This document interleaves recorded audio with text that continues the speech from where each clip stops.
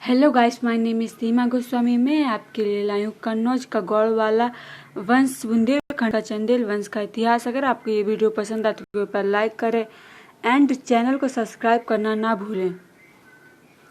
चंदेल वंश भारत का प्रसिद्ध राजवंश हुआ जिसने 8वीं से 12वीं शताब्दी तक स्वतंत्र रूप से यमुना और नर्मदा के बीच बुंदेलखंड तथा उत्तर प्रदेश के दक्षिण पश्चिम भाग पर राज किया। चंदेल वंश के शासकों का बुंदेलखंड के इतिहास में विशेष योगदान रहा। चंदेलों ने लगभग 4 शताब्दियों तक बुंदेलखंड पर शासन किया।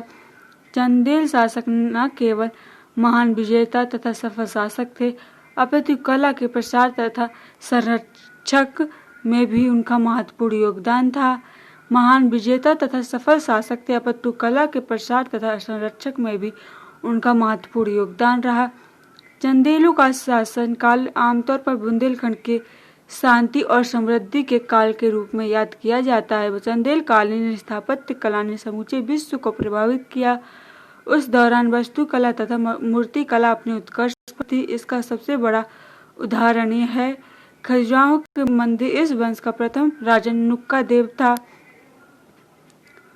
के चंदेल मध्य भारत में एक शाही राजवंश थे। उन्होंने 9वीं और 13वीं शताब्दी के बीच बुंदेलखंड क्षेत्र, जब जेजाकू भक्ति कहा जाता था पर शासन किया। देलों को उनकी कला और वास्तुकला के लिए भी जाना जाता है, विशेष रूप से उनकी मूल राजधानी खजुराहो में मंदिरों के रूप में।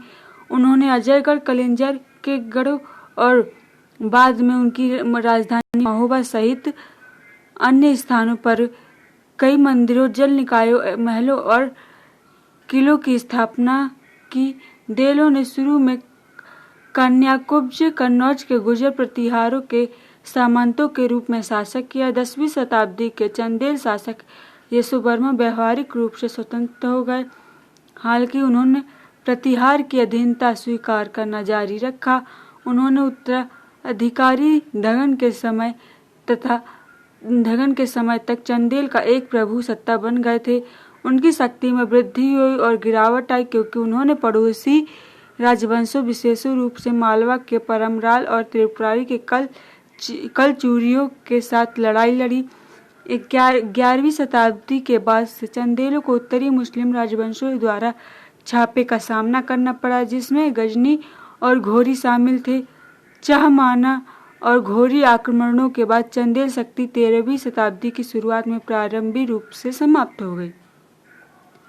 नंद के अत्याचार से रवाना हुए कुछ जरासंधवासी रवानी क्षत्रिय राजपूत बुंदेलखंड आकर बसे, जहां कभी उन्हें पूर्वज उपचरी वासु और जरासंध का राज्य था। उन्हीं राज नकुल चंद्र वर्मन ने चंदेल वंश की स्थापना की। Thank you friend.